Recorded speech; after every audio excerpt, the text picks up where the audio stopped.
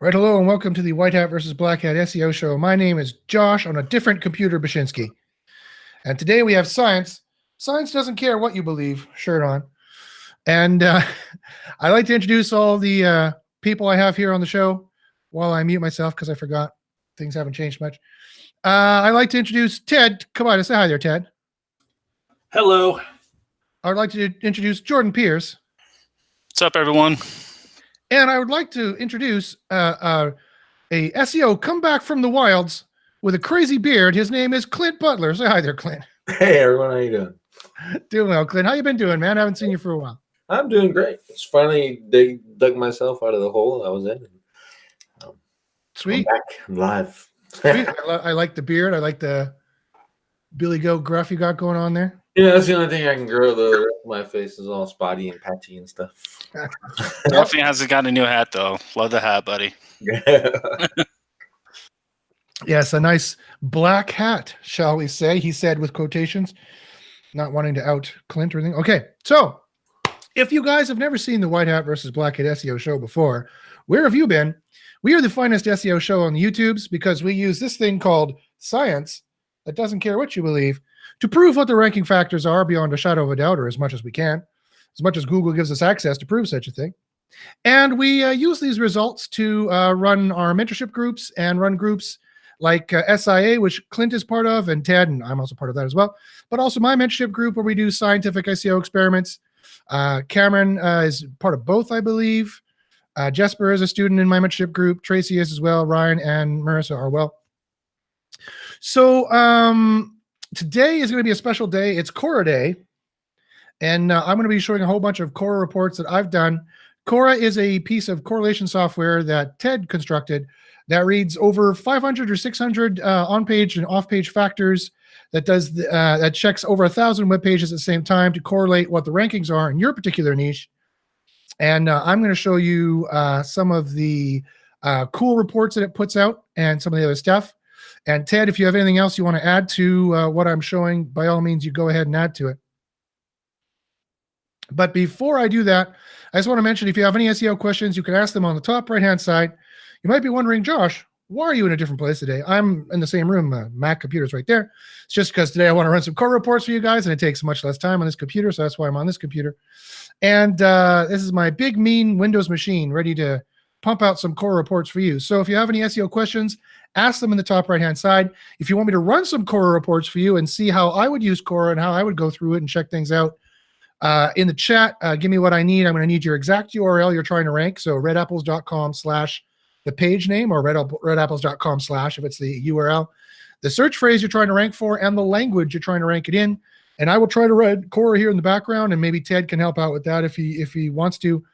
And we'll try to get some Cora reports out there for you and try to give you some information as to maybe what's going on with your rankings and where you are. But before I get to that, I just want to open up to the panel. How you guys doing? What's new in SEO? What's new for you guys? There was a nice little exploit in local this week. I won't say exactly what it was, but doing so, it unfortunately reset the clock on some of these guys' listings, and some features disappeared from people's GMBs. So that usually means when they do updates or do cleanups, it usually opens up some loopholes for some black hats. Interesting. And this is interesting news. Okay, we'll keep that in mind. The rest of you folks, how's things going? There, I was muted. Well, I'm doing pretty good. Following on, we brought White SEO this week back online. The biggest news I found was the SEO Roundtable. They saved us all from the evil black hat people and complained enough to Google that they fixed the knowledge graph tweak in the URLs. They told Google that people were ripping people off with that, which I have not yet seen one instance of it or one proof of it, but they changed that. So now I can't clown Josh and put, the worst SEO in 2019 and put Josh's knowledge graph on there anymore. So. Damn it. But there's always Photoshop, Josh, so there will be yes. Yes, all the haters out there have sent me many Photoshops of me doing various things. Some of them are quite funny, actually. I like some of them. Okay, so let's get right to the show. Let's see what kind of questions we have going on here from you folks. and what kind of Cora reports you want. I have one person who mentioned a Cora report in the chat here, and that's Ryan, who is just up island from me. Ryan, do you have snow right now? I heard you guys got hit by snow. We did not get hit by snow, although it's pretty cold out, so I wouldn't be surprised if we're getting hit by it. Like the mountains got snow, but where I'm at don't. We normally don't get snow in our neck of the woods. So I know you're like, but you're Canadian. I know we're Canadian, but we normally don't get snow. It's a little well-known kept secret. Okay, so let me show you some of the Cora stuff that I've been doing. So here is a bunch of really cool stuff that Cora can do. Once you have a whole number of reports. Now, here's my Cora reports. I've got quite a few of them here. You can probably see them here. You don't have to actually read the names. Just notice there's a bunch of files in here. And once you have a bunch of files in there, what you can do is the first thing I want to show you is something called Cora Trends. Cora Trends is a cool little piece of software that comes with Cora. Is that big enough for you guys to read? How's that look? Yeah, that's pretty good. Okay. So what it does is it checks all of your samples that are in your Cora folder, and it'll run trends on them to show you what the highest correlating SEO factors are from across all of your different files.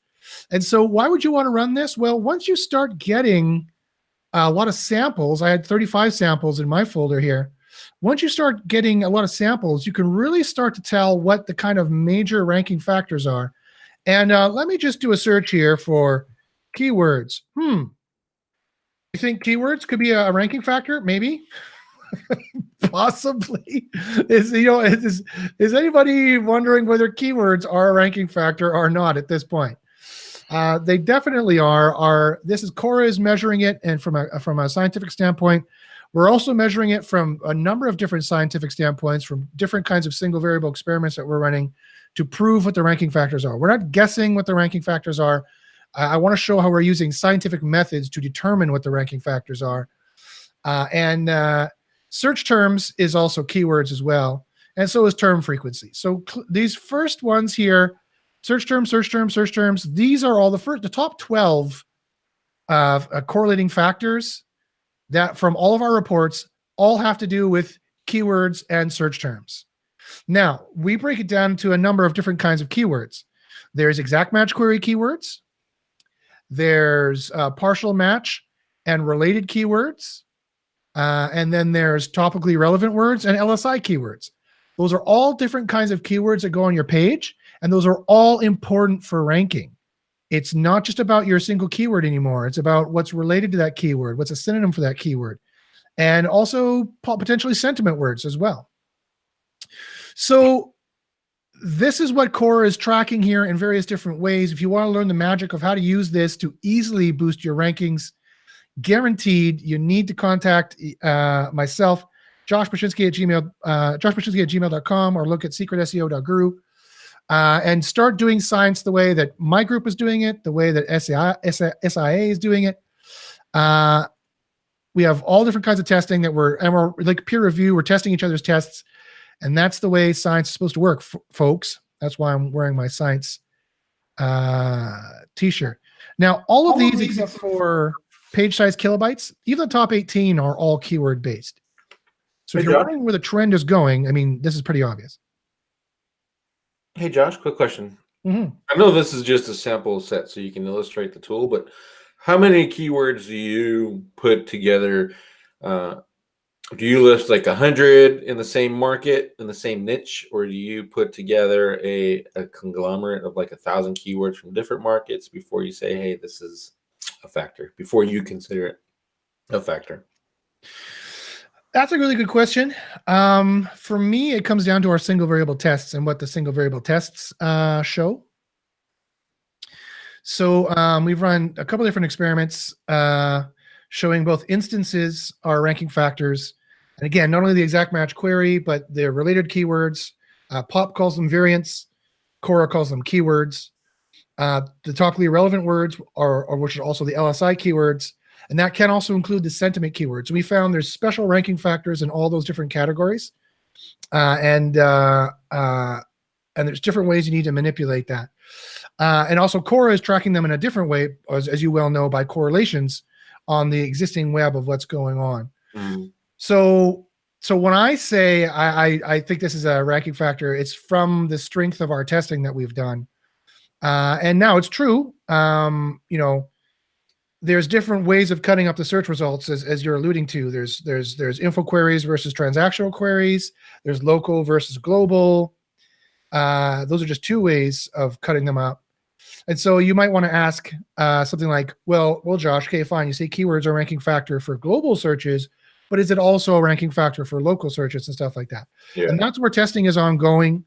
But I mean, I think it's pretty clear when you look at the Cora reports, even for local queries, that keywords are clearly very, very important. And all of our testing is pointing in that direction. So testing local in a single variable way is pretty hard, if not impossible. So it's hard to get that kind of testing going. Is that kind of what you're getting at?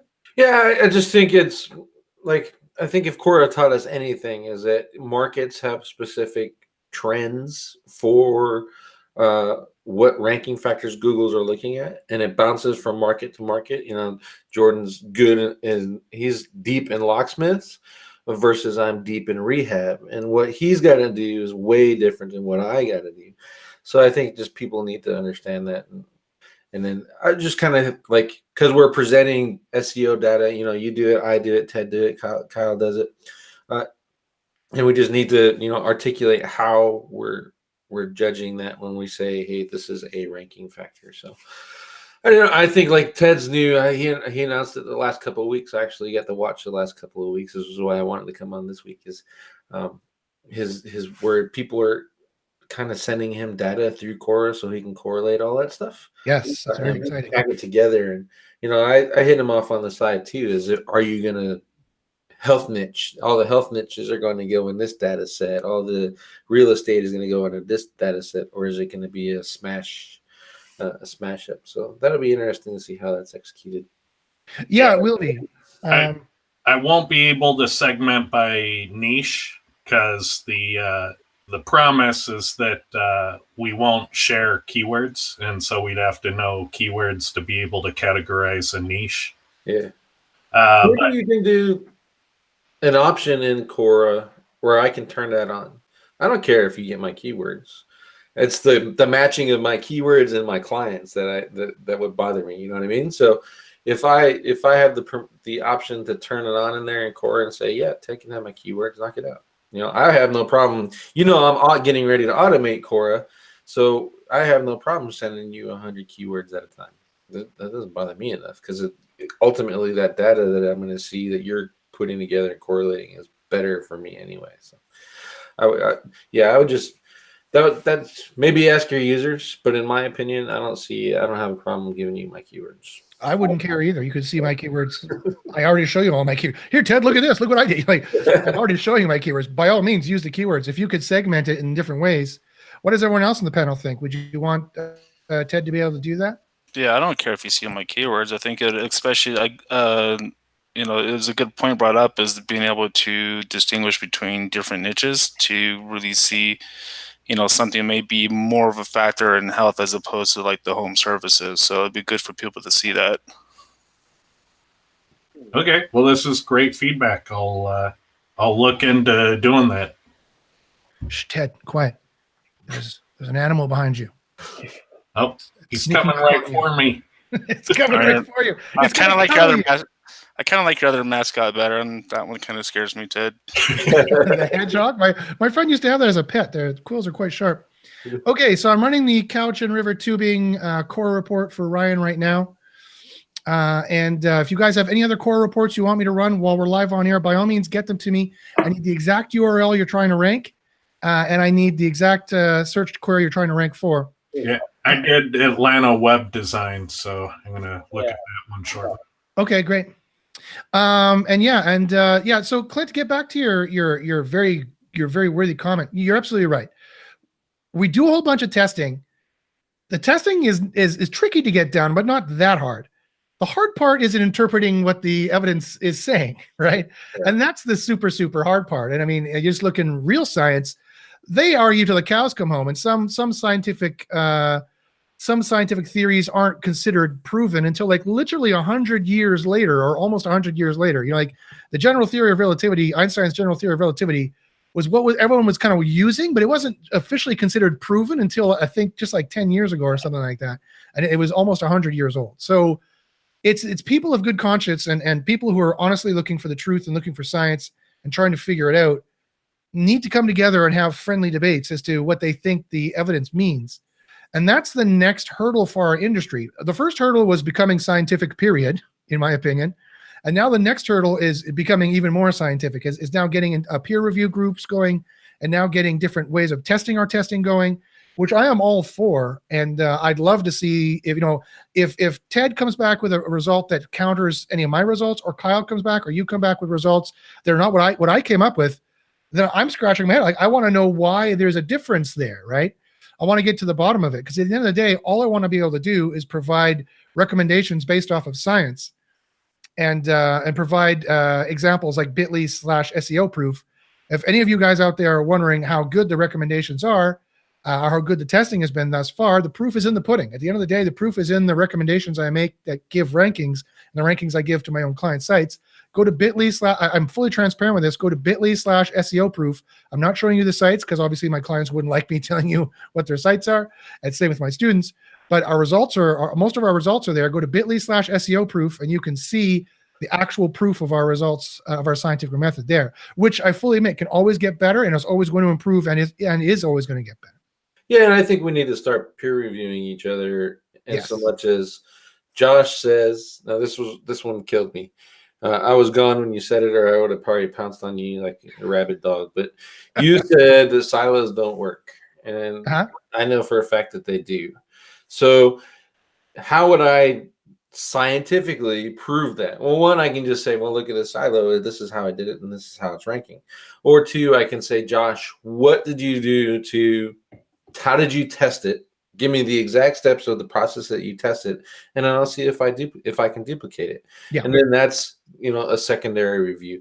A lot of studies, there's no one doing secondary reviews. There's plenty of people testing, but there's no one actually going back and doing secondary reviews. And I think like Ted, he's doing pretty good. I think he's doing pretty good, because he's going in, and he just didn't let Cora sit on his laurels. I think it started with 500 factors, Ted, and now you're working on close to 1,000 that you're trying to implement. So he's not resting on his laurels, and he's testing and then retesting his hypothesis. And I think that we just need to do that with each other in a way that it's a lot less confrontational and competitive. Because our market, I'm a black hat guy. I think I'm a decent guy, but I'll tell you to fuck off if you need it. But there's people that are, they built entire brands, or they go through and run through Facebook and just tear down people.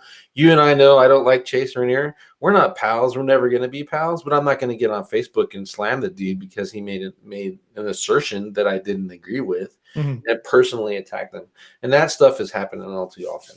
So I think that this test results format that SIA is doing, you're doing, I'm getting ready to do it when I'm launching a new course this year, is bringing in test results, and then bringing in people that will be able to call me on my bullshit if I have it, or I'll be able to call them on their bullshit, or we'll agree and say it works and go on and make a whole bunch of money. So I think that's where we need to, as an industry, that's probably our next step. Yeah, I agree. I couldn't agree more. That's the logical next step anyway. When you think about it, like once we become scientific, now we need to start doing peer review like real science does. And yeah, definitely, there's the sensationalism in the marketing. There's the grandiose marketing claims that, everybody in this industry makes are one thing. And then, but all the actual results are another thing. And I totally agree from that perspective that we definitely, I think we would all be better, and all of our games would get better if we all came together and was able to peer review each other's results, for sure. Yeah, and just if you're going to put out testing, if you're going to say you did testing, how did you do your testing? Be open and honest with me. How did you do your testing? That's what I want to see. Dory and Kyle, particularly Kyle, started SIA. They were the first ones to do it. Mhm. And then everyone jumped on their crap saying, oh, their testing method sucks. But no one really knew what their testing method was.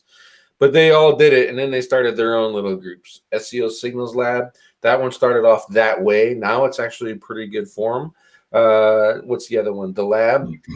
That one turned into a training course. We're testing, but it's a collection of courses. And then now there's you as a competitor, and then it'll be me as a competitor, which I honestly, I think because we're so intermingled, we're not really competing each other. We're inadvertently peer reviewing each other.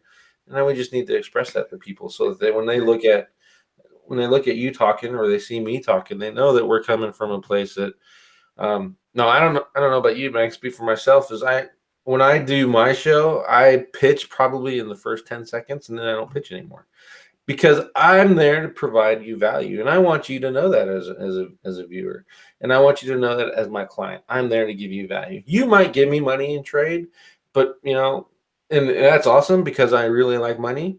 But if it's working out where we are tearing each other down to promote ourselves, then we got a serious issue. And I think right now the SEO world has a serious issue. Oh, I agree. Definitely things get super negative for sure. Yeah. I mean, well, it's almost like Democrats and Republicans, but now we have oh, not that bad. we have on-page people who think technical SEOs, and then we have link builders. So it's yeah. This has become kind of an industry discussion, but it's a good discussion.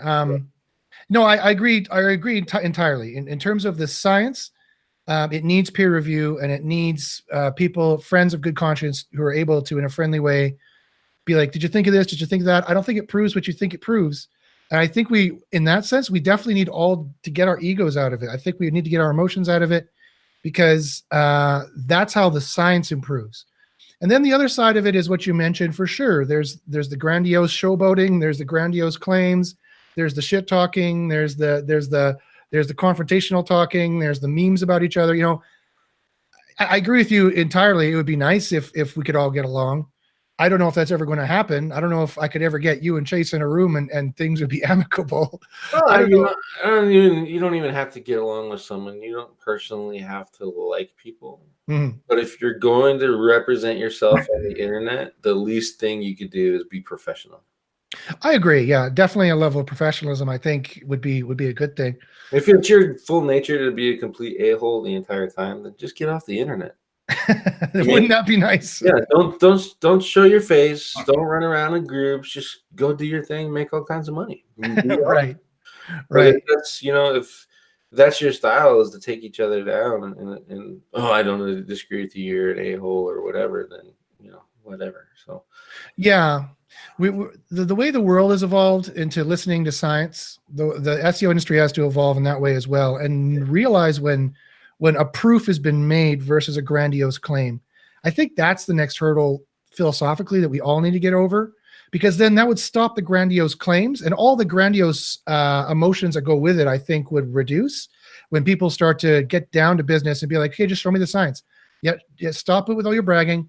Whatever, just give me all the science. And I think when we get to that point, I think all the goals align. I think at that point. Yeah, and I think it makes for a better industry for the clients, the people that are paying us all this money and then making this like the number one job on the planet for me right now. Yes, for sure. And then two, we as providers of information provide more. We're stepping up our game now, and we're actually doing good things. So it's. Okay. Exactly. Yeah. I mean, it's about cutting through the noise, right? Cutting through all the noise, and instead of talking louder and making grandiose claims and emotional like beefs like WWE, if we could just be like data and show the data, and if people could be trained to realize that's the important thing to be looking at and not our grandiose claims. Right now, a lot of the reason why a lot of us SEO consultants and SEO education people are making grandiose claims is because that's what gets people paying attention, right? If it would only they would pay attention to the data, then we wouldn't have to do that anymore. It's marketing. It's marketing is what it is. If we're creating a course, we're doing a piece of software, we're marketing it, and 9 times out of 10, Sales is the number one thing. You know, Ted's got a very specific product that is rare, and he's just not going to be able to sell it to everybody because 90% of the people just aren't going to understand Cora. True. But a general software provider, a general course provider in the SEO industry is doing marketing. And so they got to sell. They got to find the pain points. I don't have the time. I'm too lazy. I don't know how. And then they put those courses together and solve that problem in their sales page. I get that, and I understand that, and I'm not hating on that. Becker's probably the number one guy in the industry right now, selling internet marketing stuff and how he does that. So, but everyone will tell you that it's pretty over the top, right? And I think, but when we're having this conversation, how do I rank? Or, you know, Nick is on there, Nick Leon, he's asking you, how do I rank using this tool and stuff? That's when they have to know, hey, look, here's what the tool did, and here's how I use that information. Here's exactly how I tested it, and this is what it did for me. Now you go try it. And I think that'll serve everyone better. I agree for sure. Okay, so let's move on To Ted. He's over there. Trying to get some of these questions in here. I see Ted has already got that one done, and I've got Couch and River. I can hear my computer stopped, so that's done. I was waiting. So Ted, you want to go through the one you did, and then I'll go through this one here? Sure. Let me go ahead and do this. Okay. So I ran it. I could see right away that you weren't ranking for your target search term. And so that means you typically have a relevancy problem. Your page isn't relevant for the keyword in Google's eyes yet. Typically what gets you there is your title, meta description, headings, and keyword usage on page. So you have some pretty big deficits in terms of your keyword usage. So you'd want to step that up quite a bit. Now, when I say keyword usage, I also mean these variant keywords that Google will highlight in the search results. So there's a lot of choices here. And I'll send you this report so you have all this data in the list. But it's not just your exact match. There's a number of things you can do to make the text look natural on the page. And so right off the bat, I'd want you to fix your headings. And the key thing to look for in your headings is misusing the headings. So, and what I mean by misusing is if you're using WordPress or something and you bought a fancy theme and you're just using it stock off the web, a lot of those themes, they'll make your read more links H2. They'll make your, whatever links that don't even have any keyword context to them. They're just there stylistically. They'll make those with headings. And that's a big mistake because your headings are supposed to be contextual to what your page is about. It's like the headings in your thesis at college. You know, it shouldn't be about something that isn't about your topic. So make sure that you're using LSI and topic relevant headings, and make sure you're using enough of them to be competitive. And look at your keyword density. You don't have to have more content than everybody else. What you need to have is 1 to 2% more keyword density than your higher ranking competitors. And I wouldn't worry about over optimization. I know a lot of people do, but if you're just 1% more than your competitors, you're probably going to be just fine. And every time I test to try to find an over optimization limit for keyword density, my test cases at 75% keyword density rank great. So I'm just not seeing an algorithmic penalty for it. It doesn't mean you do 75%. It means you just need 1 percentage point more than everybody else. So do that. And knock out these. There's a whole bunch in the roadmap to start. Just knock out the list I have on the screen first, and get a quick result. And you can always go back and do more later. Okay, Ted, that was fantastic. Thank you very much. Oh, and contact me via the contact form on SEOtoollab.com, and I'll send you the report. That was very nice of you, Ted. Thank you very much. Okay, let me share my screen. I did one here. I check your reports on here. Let's see, date modified. Here's couch and river tubing I did. I can't remember if I put it in the proper.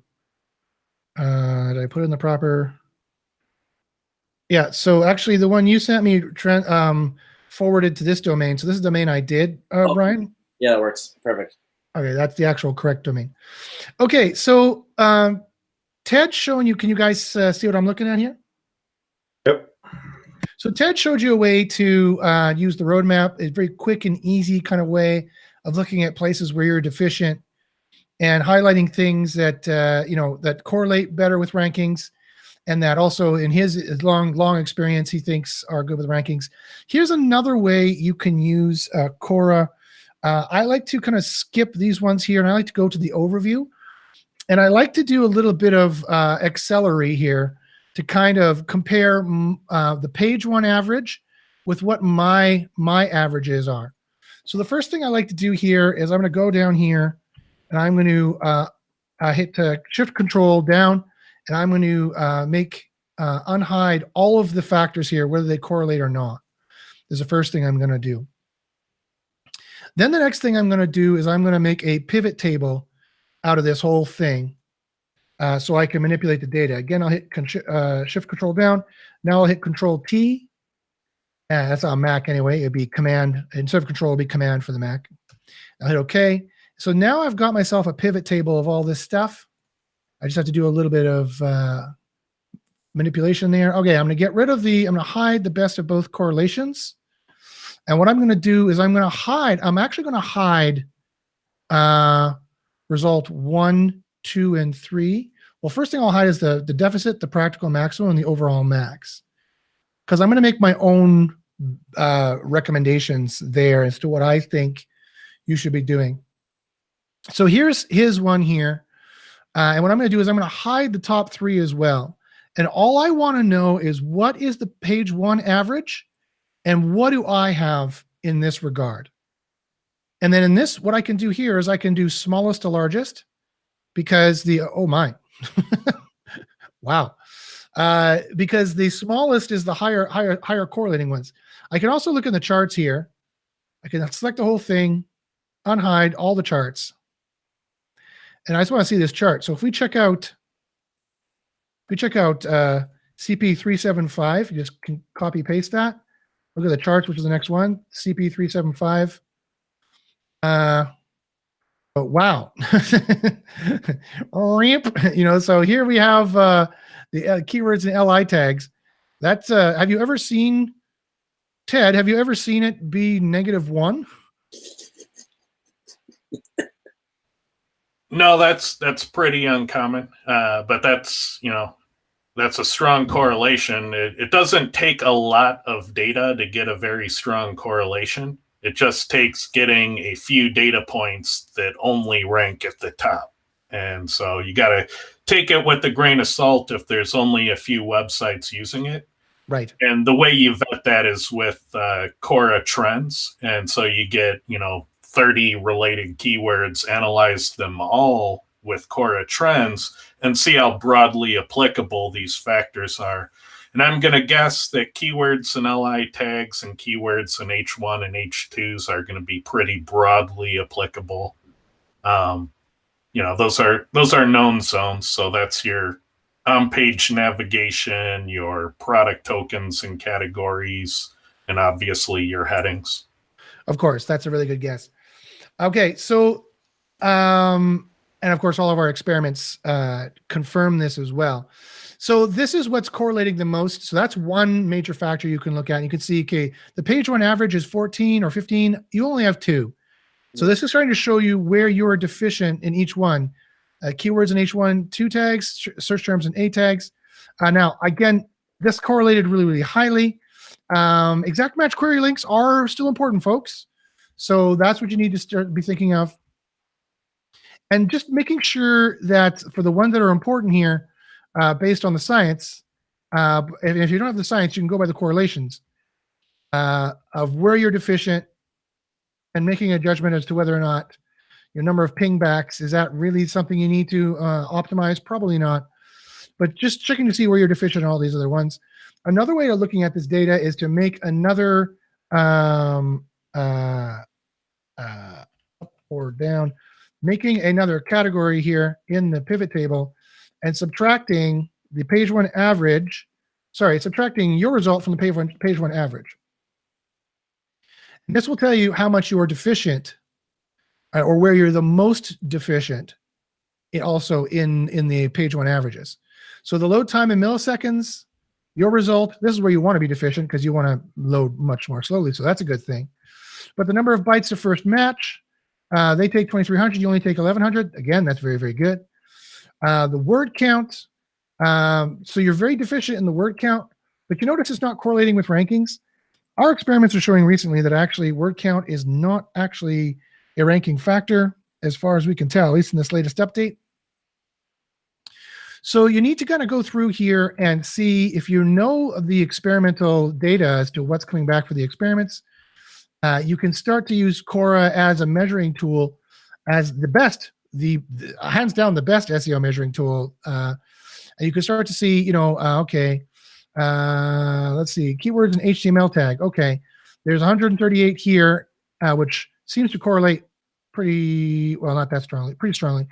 But you're down here, you're deficient 107. So that tells you where you're deficient, and then you can toggle it the other way and see where you're over. You're over on the meta description length. That could be possibly a problem. You're over on the amount of do follow links on the page. It's about if do follow internal links on the page. Maybe you're sending too much page rank elsewhere. Who knows? The Fletch Kincaid reading ease. We don't think that's a factor, and it's definitely not correlating very strongly at all. Keywords and article tags, etc. You can look through this list and see where you're deficient. So looking at this is another way of using Cora, especially if you've got a good idea of what the ranking the factors are based on experiments. You can use Cora as simply the best tracking tool, measuring tool for all these different factors, and it's going to alert you to things that you didn't maybe even think you would consider, like the number of US phone numbers, or say, for example, like the one I showed previously, load time in milliseconds, those kinds of things that you maybe didn't even know could have possibly been a factor. So that is definitely quite handy to have. Now let's go here. Let's maybe Ted, Ted, do you have another one queued up already, or you're still running it? Looks like Ted's still running, still processing. That's what Cora looks like when it's processing, when it's running. So let's go up here and see if I can answer some SEO questions while that's processing. So we did that Cora report. Okay, so we got a question here. Domain with 1,000 backlinks and 100 pages, which some of them has 0 backlinks. Can internal linking increase the amount of backlinks to those without backlinks? What practice without link building? I'm not sure what you mean, what practice without link building. But yeah, definitely refining internal links can be important. If you do them the correct way, there's a certain way you need to do them, and they're important. And if you don't do them that way, then they have no value whatsoever. And also backlinks are important. I know there's a rumor in the SEO industry lately that you can rank without links. In most niches, that would be complete and utter bullshit. That'd be completely false. So, so don't believe that. People are just saying that. The reason why the one particular person who was mentioned on the show earlier says that is because he doesn't know how to buy links. He doesn't know how to get them. He hasn't done the experiments as to what links are good or not. So he's afraid to get them because he's afraid of hurting sites. So he doesn't have any science behind it. You cannot go with people who just from the cuff talk. You need people who do science. And the science is important, and the science needs to remain hidden so that Google doesn't mess with our science the way they messed with Kyle's science recently. And so you have to join. Sorry, you have to join the club to get those results. Again, go to secretseo.guru if you want to check it out. Lewis Houston asks, What's your advice on anchors from backlinks? Is there a best practice for ratios? Again, if you had done any scientific testing into this, you'd know what the answer was. The answer for this is no, there's no ratios. All linking tests I've ever done have always been exact match query. Never had any problems, always ranked stuff, I've seen exactly where the thresholds are and what you can or can't go over, but it doesn't work like that.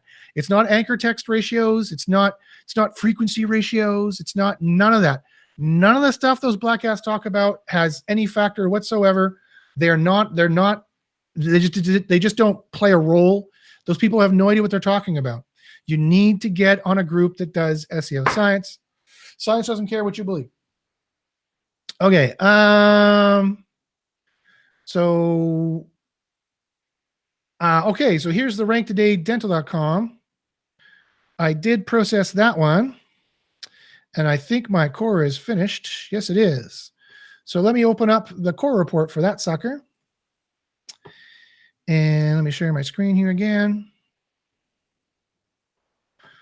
So dental SEO, I think I remembered to put in it didn't look like it captured your domain name, because your domain name either didn't like the hash you had at the end of it, but this is what you would need to do for basic tuning, to which it's going to say you have F for all of them, unless it did capture.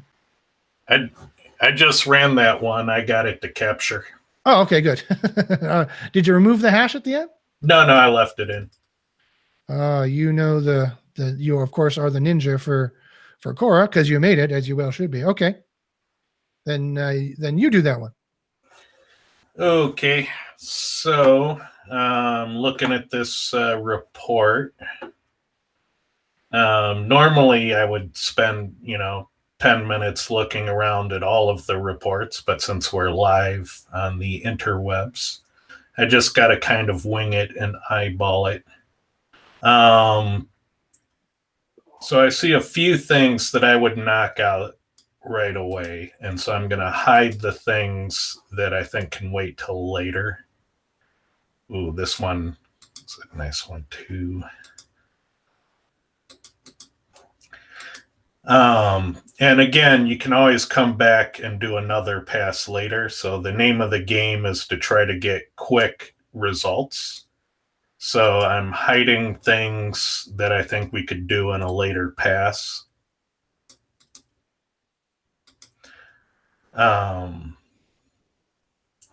See, this one has me thinking that we should explore an outlier. So I'm going to leave that there because I think that needs to be investigated. Yeah. Hide.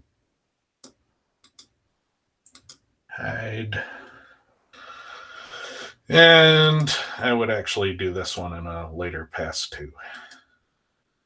So I wouldn't do a lot to start on this. I'd obviously go in and tweak the headings and the title tag and make sure that we're trying to get our relevancy there. Again, this is another case where you didn't rank in the top 100 for the keyword, not from my location. So that usually means there's a relevancy problem. And so you need to make sure that you're using your headings and your title and your meta description effectively. And the fact that this is calling out search terms is very important. Normally it's asking for keywords, at which point you would use all of your variant keyword choices. But when it's search terms, it means exactly the search term used to make the report. And that we don't see too often. So those are big call outs to me. So I think you need to use your exact search terms a little bit more to get that relevancy boost. So I'd start with that, and then I would come back and do a second pass later.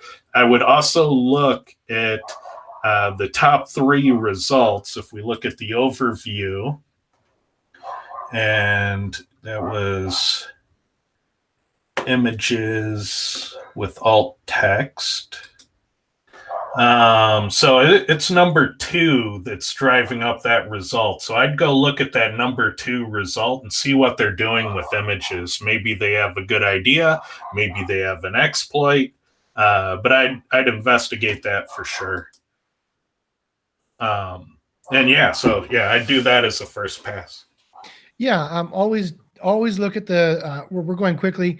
When you're doing a full Cora report or kind of a Cora analysis, you always need to look at what your competitors are on page one, see what might be throwing off the variances, see what might be really high or really low, see what kind of page Google seems to like to rank for that query. For a lot of best Red Apple style queries, they'll try to rank like a top 10s Red Apple or like a table or like a list with stars sometimes like that. You need to check to see what Google thinks is good for that, because that'll also give you an indication of maybe what Google thinks is good for that, but also what users think are good for that. So that's definitely another thing to keep in mind when you're doing this thing.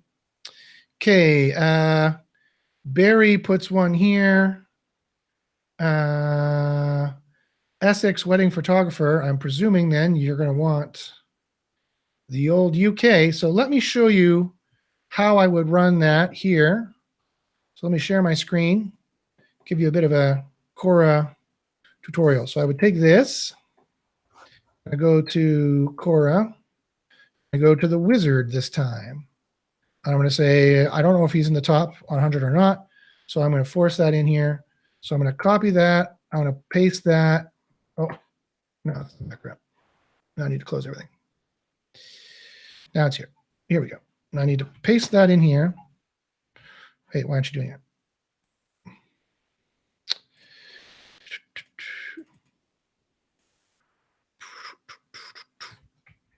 Copy. Paste. Okay, finally. There we go. Now I bet you, Ted, I'm going to need to make that lowercase HTTPS. And you're probably going to want to that. What are you doing? I'm trying to use the wizard to look for the UK. Okay. But it looks like he wants to track the domain name, like the actual root. So when it's the root, do you put the same thing in here and here? Well, you're forcing the URL into the results, and you don't want to do that unless you know it doesn't rank for the keyword. Oh, I don't know if I would just put the domain, the Barry photography.co.uk in the track domain up above. Okay. Yeah, sometimes it's just easier to not use the wizard. I try to steer people away from it. But the wizard is lovely. Yeah, somebody asked a question. Did Cora tell you when you are over optimized? No, Cora won't tell you when you're over optimized. The data's there. You can see if you're over optimized, but Cora's not going to say, hey, you need to detune your pages. Simply because I think the science on over optimization is very sketchy. And every time I run tests to try to find over optimization triggers, all I find is that there are no triggers. So people say, never exceed 4% keyword density. Well, my test cases for 75% keyword density rank fantastically. And the largest I've measured in the field was a LinkedIn page about lawyers, and it was 64% keyword density. Mm-hmm. So clearly Google's not punishing it. So why would I tell you to detune your page? That's, yeah. So to say the same thing another way, why do you presuppose that is that over optimization is a factor to begin with? You heard that from the Gesios, and the Gesios have no idea. If you listen to the science-based SEOs, we're not saying very much that over optimization is a factor. In fact, we're pretty sure it's not. We're just worried about letting you go crazy. And so we're kind of saying, well, stick close around to the page one average, but we really can't find that there's that goes too high. Okay, so to use it this way, I've put the domain in the domains here. I've set the search to United Kingdom. I put the search in here. I did the search.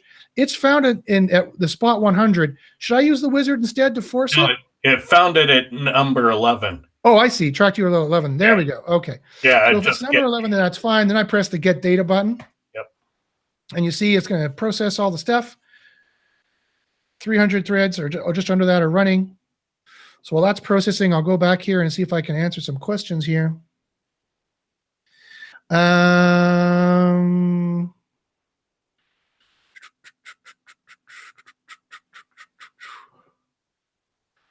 don't know what that question means or if it's for me. Yeah, I've been very bad about questions this time around because I've been running stuff on the side instead. Yes. Again,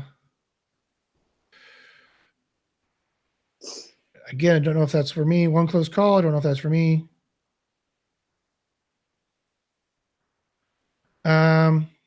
Neil Cheeseman says, not so much about liking some industry, but about respecting. Yeah. I understood what Clint was saying earlier. Yeah, just like Clint, though, I'm not going to stop calling people out who are doing science that I don't think is any good, or doing SEO that I don't think is any good. I would definitely, everyone who wants to participate with me in our testing group, of course, we're working together, so I'm going to be, we're going to be friendly. But if some other group out there, I don't know, George Peterson started doing SEO testing, and I thought it was all lies or crap, I would say that. It depends on it depends on the quality of their testing. If the testing is good and their heart's in the right place, and I'm going to say that, but I'm going to say I don't agree with the results.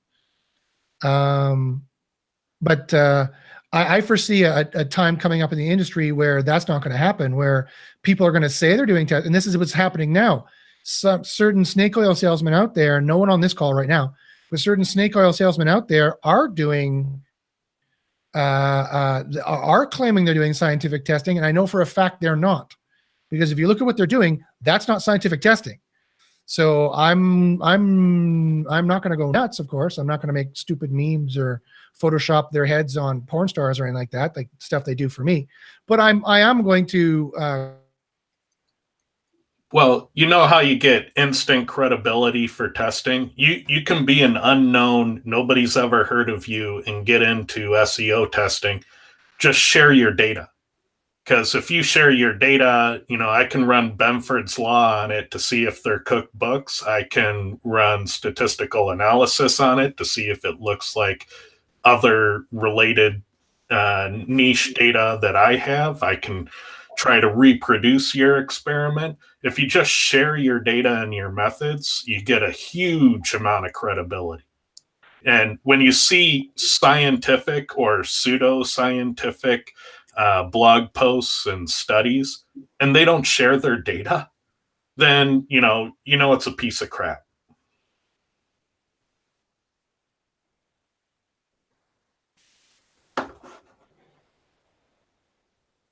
Amen to that. Did we just lose Josh? I think Josh fell off. So I think so. I'm the new host of the White Hat versus Black show. And we are now going to discuss hedgehogs.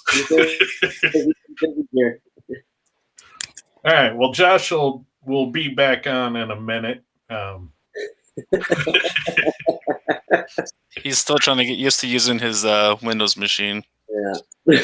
So let's talk about keyword density for a second, okay? Because I've recently done a lot of research into keyword density. Cora customers know I even added a full report for gathering serious keyword density analysis data. And what I've found is that it looks like Google is using keyword density. It really does.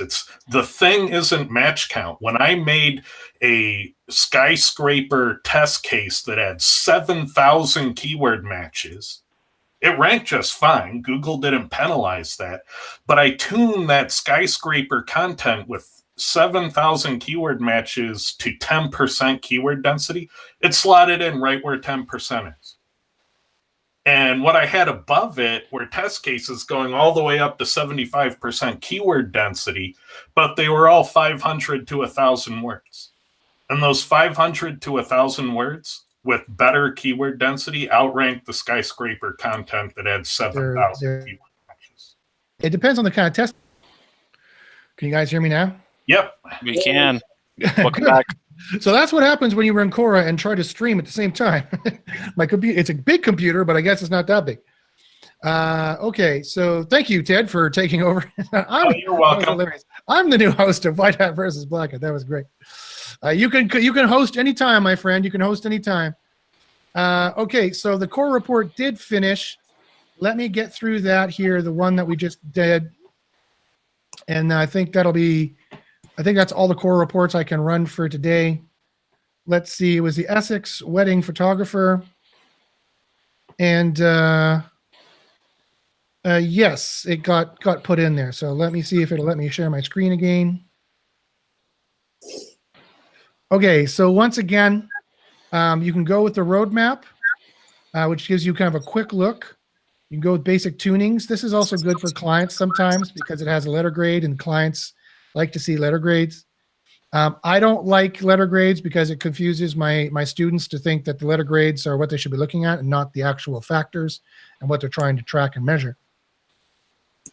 So again, the way I would play with this data is I would go down here, I would unhide everything. I would hide this column because I'm not going to use it. I would go and I would hide these columns. I could use these, but it makes it harder to look at. And I'm going to go hide these columns. Then I'm going to make this the up and down. And then I'm going to make a pivot table, Control T, easy to do. Now all the data is in a nice dressed little way that I like to use it. And then I'm going to make this factor minus the average. And so now these are the ones that I'm all down on. Like the load time in milliseconds, good. I want to be lower. Number of bytes to first match, good. I want to be less bytes to first match. Even though it doesn't show that it correlates here. I'm going to do again, the word count doesn't matter. It's so close that I would just leave it. The page size kilobytes, the number of internal links are low. Again, that's not necessarily a problem. You notice it doesn't correlate with rankings very well either. And I would look at all these factors later on down here. I could tailor the data the other way. Large, this is where I'm over. I should have called this over or under is what I want to call it. This is where I'm over. You can see their levels, the page one average. So we're over keywords. Now this just goes to exactly what Ted was just talking about. Should I remove the keywords in the HTML tag here? No, I should not. Because this is not that far over anyway. And we haven't been able to really track over optimization lately. It seems like Google has let the AI go crazy with keywords. Yeah. So the thing is, there are the stories out there where people remove content and their rankings improve. And I believe those accountings are real. But they're not commonplace. The vast majority of people that detune a page usually end up seeing a rank dropping. And I hear people saying, oh, ToolX told me to remove, 600 words. So I did, and my rankings went away. So, it just shouldn't be where you start. It should be the very last thing you try. Indeed. And if you want to get the keyword density here, Ted, maybe you can step us through this one here. It's the clean density. I can just, if you know Excel well enough, you can just check out the entire column, and I can see the average is 7.5%. Yeah, what most people want is that clean density column, but that column H is for the density of all your match words. So if you are looking for only the exact match, you'd have to keep scrolling till you find the exact match columns. And then you can find the clean density for the exact match. But that's all of your variant matches. Right. So which one is the actual? So you're looking for Essex wedding photographer. So we see the match count in column V. Yeah. And I believe 3 more columns over is the clean keyword density for the exact match. I see. And for the exact match, the average is, wow, it's like lower than 1%. And where is this person's website in this? You'd want to highlight the row. So you'd scroll back, find it, highlight the row. Where they bury something, right? This one? Yep. And so there, clean word, all of keyword density here is pretty high for all the match words. It's a bit over, which is exactly what we found before. And it's over here in, it's 0.8%. It's still over in the, for the overall average as well. So that's a good thing. So that's something you would leave alone when you're playing with this. This is something that's not bad that it's over. I would look for other stuff. Number of social pages, 23. That's great. I don't know that you can have that many social pages, but I suppose it's possible. Instagram, great. All that stuff's great. And then the last one you would do is actually use Cora's correlation, short smallest to, and these are the ones that correlate with rankings for your particular query. That whether or not I've done an experiment yet to prove that they're a ranking factor, the correlation is giving us a hint as to that it might be. And so you might want to make sure you're on par with this page one average as well, whatever it is. The HRES rank, domain juice. Does domain juice help? Yes, it does. You're a little over, actually. That's fine. I would stop buying links at this point. I would start playing around with other stuff. And if you're playing around with Cora and Cora says everything's hunky dory, well, then what you want to start looking at that point is quality. The only thing that Cora can't track, trust me, we've talked about ways to do it, but the only thing Cora can't track right now is in your user clicks and is your conversions. That means your quality score as Google is calculating it. And that's the last thing you need to look at for your rankings in that way, shape, or form. Okay, so let's go back here to the show. Nick, see if I can answer these questions. Nick asks, in past episodes, you recommend popping these pages to be like red apples, but those pages have their own kind of keywords. So do you still optimize pop to their keywords or to the best red apples? Every page has to have its own keywords trying to rank for. And so one's going to be best red apples, one's going to be cheapest red apples, one's going to be red apples for home. Different searches that have different things that have different results is going to be a page is going to be dedicated to that, and that's what you're going to have to optimize for, and that's what the Cora can track here for you. We're over time here to see if there's any final questions I can answer. Again, there's a big, huge, long question here that I don't know if it's for me. If you want me to answer it, guys, I need to see asterisks so I can see with my big Coke bottle glasses. Please and thank you.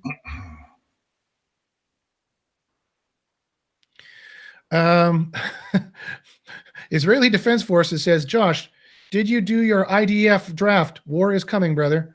I don't know what that means, but now I'm scared. What does that mean? What is an IDF draft? The Israeli Defense Forces. Oh, okay. Did Web 2.0 benefit ranking in any way? Yes, Jason. Web 2.0 links can benefit your ranking. I would not go for them personally because they're kind of on the cusp of what's considered spammy. When you get a spammy link from Google, once you do scientific testing in isolated environments, you realize what are good links, what are bad links. And Web 2.0 links are some of the bad links sometimes. You'll be so surprised actually to see what Google will accept for backlinking. They've managed to terrify us all into not trying to get links, but actually it's not actually anywhere near, just like over optimization for keywords that Ted mentioned is actually not as bad as you think. And so some of those links are okay. I wouldn't recommend getting them though, because you're never sure if they are. If you get a link and you get spidered and suddenly your target page starts to fluctuate in rankings up or down, that's probably because of the spammy link, or possibly because of the spammy link, depending on what else you're doing. So should you delete it? Should you disavow it? No, you don't delete it. You don't disavow it. You leave that alone, and just leave it alone for a few weeks, and then any juice that's going to come out of that link will come out in a few weeks. The firm in UK puts asterisk so I can see the question and says, if I want to convert an e-com affiliate site into a blog site, is it best to 301 the old product pages to a related blog post, category pages, or do I have to create a product informational page? Why would you ever want to do that ever? If you have an e-com or affiliate site, well, it could be kind of half blogish already. I don't know what you're doing there. Blogs are not just the ranking holy grail like some people seem to think they are. First off, I wouldn't change URLs because that's going to delete any rankings you might have. Secondly, you need to look at what's ranking on page 1 and see what kind of pages Google wants to serve for that kind of a query. And you need to think of what kind of page the user is going to want for that query. And if it's a blog, fine. But I don't think just because you're switching to a blog, things are going to get better. I don't know why. I can't think of any particular scenario as to why you would want to do that. Well, I think it's important to note that you may have legitimate reasons. I always like to err on the side of having more properties that work. So why not have 2 sites if you need to do something different? I would not merge a blog into an e-commerce site. I think that's generally a bad idea. But if you want to have a blog and you operate an e-commerce site, just set it up on a different host name and have both of them ranking. You get a larger slice of the search results where the keywords overlap. If you put them together, what you find is your blog posts evict your category pages from the search results, and you have a terrible time selling. So if you want a blog, put it on a separate domain. Yeah, that's the point, and that's a good point. In that, it's all about keyword cannibalization. So you need to plan your pages very carefully, and internal linking matters. And the plan of what keywords are going on what pages matter tremendously. So you need to plan that all out correctly. Sean Wright says a competitor has been referring websites to a certain through auto SEO B2 or something, whatever that is called, to their website. Google Analytics is tracking them visiting a page on a website that doesn't exist. Okay. Then they go on to say, I have blocked refers and HD access using Cloudflare to block the refers, as well as stopping Google Analytics from tracking the site. Is there anything else I should be looking for? Nope. As long as they're not real users, that's probably fine. Going to a single page and then leaving it would only sync that page anyway. And if that page doesn't exist, then that should be perfectly fine. So your competitor has no idea what they're doing for negative SEO. I don't see that that's actually going to hurt them in any way, shape, or form based on our testing. Med El Asal asks, Josh, do you have an email other than Gmail? I want to send you some factors to check Explorer. Sure. You can send me a message on Skype at Josh Bashinsky. No dots, no dashes. So it's just Josh Bashinsky, all one word. JoshBaChynski on Skype. Go ahead and send it to me there. If you want, and if I run a Cora report for any of you guys or have any questions, again, you can connect with me on Skype that I just mentioned, or you can email me at joshbashinsky@gmail.com. Go ahead. That's perfectly fine. And I could get these reports to you that I did. That's not a problem.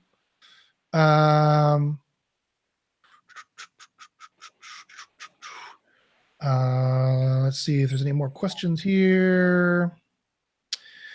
Connor asks, for those of us working with WordPress websites, do you guys have any recommendations you like for plugins dealing with page caching, JS, CSS optimizations, and any other page speed helpers? Same question for CDNs and hosts. They would love to get faster. Well, Connor, we are using Kinsta sometimes for speed, and even better is Amazon AWS is what we're using for speed. So I would recommend you check those things out. It doesn't matter if you're WordPress or not.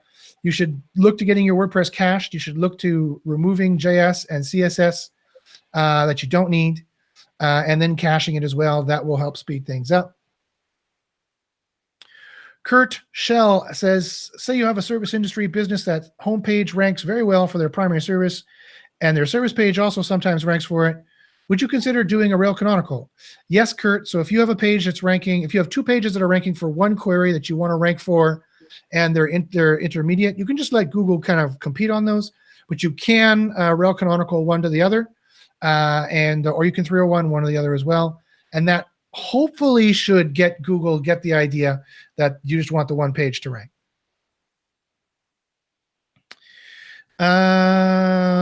Drew Spinoso says, Josh, **********. Homepage SEO title tags, business name, question mark. No, yes. Depends how much room you have there, Drew. You definitely need to get your keywords in the title tag. Left leading is best from testing and from Cora. And also matching the page name as well is extremely important for testing there. The Furman asks, or further on this, on the one we're talking about above, it was a blog site running a WooCommerce affiliate plugin, but the blog is ranking better, but there are a few products ranking. Okay, that has nothing to do with it being an e-commerce page or a blog page per se. That has everything to do with the quality scores of each of those pages. The traffic that Google is sending those pages, the traffic that is being sent to those pages, is not giving it enough quality score, not a good enough quality score relative to all of the pages. If these are pages in Google that got searches, every single page has a quality score, and they compete relative to every other quality score. And then all the other SEO factors compiled on top of that. So what you need to do is you need to improve the quality score for the page by making it convert better, by making it basically by making it convert better, by making the traffic happier there. And then it'll rank higher than everything else compared. Oh, it was this finger. It wasn't the other one. Showing you my black tungsten wedding ring. It's one of my wedding rings that I wear. Black tungsten. From forevermetals.com. If you want a tungsten ring, go to forevermetals.com. They're great people. Interviewed them for my my documentary on Google, which is on iTunes. Jason Duckworth asks with a hashtag. Okay, at least I saw it. That's fine. He asked, which types of backlinks are considered good in Google's eyes? Anyone that has plausible deniability. So you need plausible deniability. It has to be plausible to a Google employee that you didn't purchase that link, that someone donated that link to you. So we have all kinds of rules. We've shown ways you can increase your linking power by ×3 to ×5 the linking power you normally have. There's a fan in there that's... Sorry, Ryan, I'm just going to mute you for a second. It heats up. No, wait. Oh, it's Greg. Greg, I'm going to mute you too. I don't want to hear about your thing in there, whatever that means. So, Jason, which types of backlinks are considered good in Google's eyes?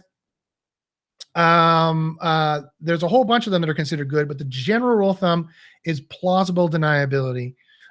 We know how to power up our backlinks ×3 to ×5.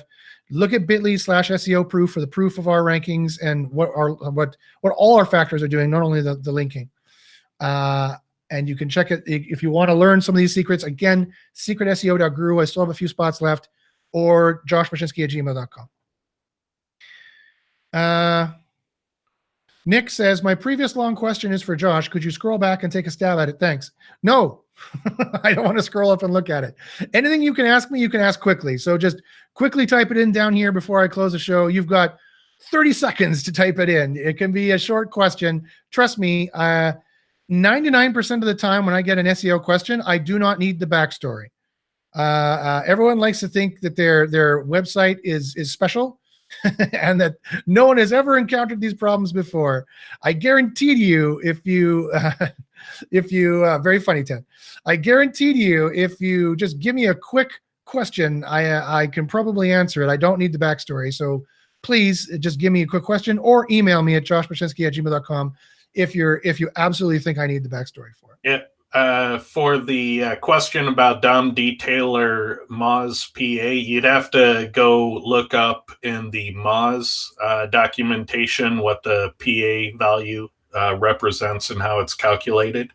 DOM detailer is just an intermediate third party that passes along that API data. Thank you, Ted. Kurt Shell asks, does Rail Canonical pass link juice? Yes. Yes, as a matter of fact, it does. Rail Canonical does pass link juice.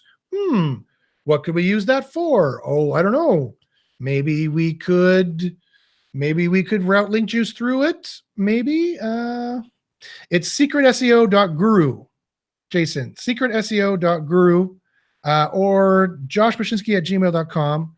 Or you can contact me at Josh Paszynski on Skype, JoshBachyNski at Skype, on Skype, whatever. You can contact me there as well, for all you people asking there at the bottom. Ted asks, what's the speed of a duck? It depends. Is it taped to the top of my car? Or did I shoot it from my potato gun? Do not try this experiment at home. That's a terrible thing to do to a duck. Papa Royce and Papa asks, is PBN safe these days, or is it better to buy links? PBN is perfectly safe if you've done it correctly. But I like to acquire links. He says acquire with quotations, folks. Acquire. I like to acquire links. And that's the better way to do it. Okay, Nick asks the short version of the question. Here it is. Ready? Drum roll. 4 sites. 2 always rank 1 to 4 position for top category. The other 2 sometimes rank, but often on page 2 or 3 for main categories.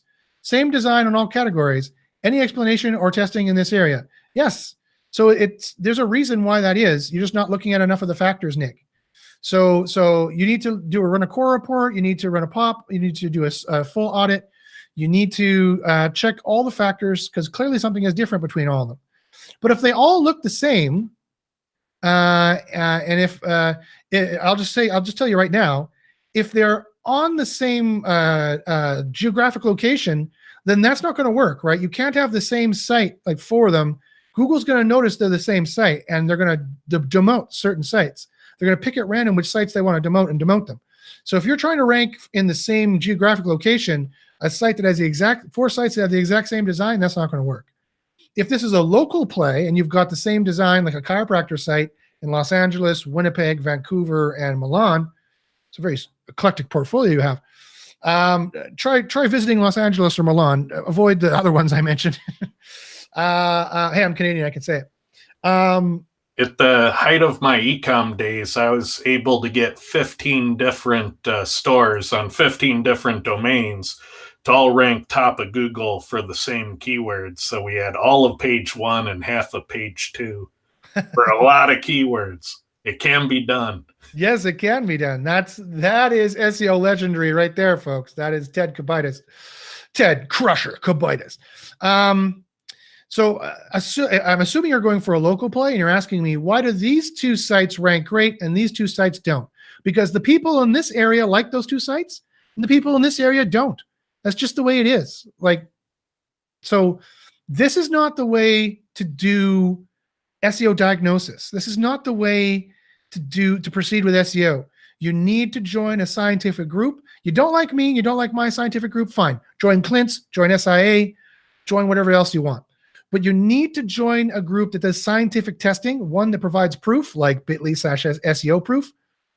Check out my testing at bit.ly/SEO proof. I'm providing proof showing you that my recommendations are providing ranking boosts for everybody. So something I'm doing in the testing is good. And you need to do the scientific testing, because you can't just eyeball sites anymore and go, well, why isn't this ranking? It doesn't work that way anymore. It's not a sure diagnostic method. Nick continues on to say, what I meant was the other 2 sites sometimes rank top 1 to 4, but not consistently versus the other 2 sites. Yeah, same answer, Nick. That's exactly what you would expect to see when the quality score is making you dance. I just did an experiment and published the results on this exact problem today for my group. Today I release it, this very day, showing some diagnosis using Search Console and also some experiments that we did. So you need to join a group that's doing the testing on this. I just did the test today, and we've done further testing on quality earlier. So all right. Well, thank you very much. Jordan says, Cora the Hedgehog Ted. I agree. Kurt asks, does your SEO scientific testing group come with Cora access? Yes, Kurt, although we need to twist Ted's arm here a little bit and ask him when the demo accounts are going to be released, or what he's doing there. Yeah, I'm a little late on that. I'm sorry, everyone. Don't blame Josh. It's my fault. I'm scrambling to get out the access tool for the shared data. So I'm just running a little behind. I can't do both simultaneously. Both are super awesome. The getting the access to that data is like unbelievably good. So guys, we should be super, super excited. You can email me if you're in my group and you need some core reports done, email me. And I can see what I can do there, because the demo accounts aren't coming out that fast. I can't run 1 million reports for you, though, so don't expect me to do like 100 or even 10 or maybe even 5. I can do 1 for you, 1 or 2, because I don't need all 100 students emailing me, do 100 reports. If you do the math on that, the numbers get quite high. So yes, so to answer your question, yes, We do offer Cora. There's Cora demo accounts that we offer. We also have the biggest educational discount for Cora, 30%. And for those of you who are wondering how to also get Cora and try it for yourself, again, you can join my mentorship group. We have free access to it. Ted will put that out as soon as he can. And we also have 30% off of Cora. Or if you just want to try Cora out alone, you can get it at bit.ly/get-Cora. That's bit.ly/get-Cora. And you can get 25% off there, which is still a very hefty discount. So I'd like to thank everyone for joining. Maurice, you asked a question here. I didn't answer it. Let me answer. Your question is, have you looked at trends prior to the big updates we've been seeing that appear to have started around August 1st, 2018? Yes, I did. I did Cora trends and diff, Ted provided us with some Cora trends and diffs on those. And again, it's all keywords, and social. It's everything that we've been tracking thus far. So if you have any more questions on that, connect with me on Skype, Josh Baczynski. Email me at joshbaczynski@gmail.com if you have any questions about my mentorship group. We just have a few spots left. Don't be surprised if I turn people away, because that we will eventually fill up. We're very close to being full. Go to secretseo.guru to get these experiments. Go to bit.ly/SEO proof. If you don't believe me, fine. I don't care. Science doesn't care what you believe. Go to bit.ly/SEO proof and see the proof of the rankings we've been doing. And as I'd like to say, for those about to rank, we salute you and good luck in the SERPs. Do you guys have any final things you'd like to say for today before we sign off? Nope. Everyone have a good day. Good week. See you guys. Yeah, thanks for joining in. I'm sorry if we didn't get to your keyword. We'll try to do another one of these soon. I agree. All right, thanks, folks. And this is Big Josh Baczynski from the Big Black and Mean Windows Machine signing off. We'll see you next time. Bye-bye.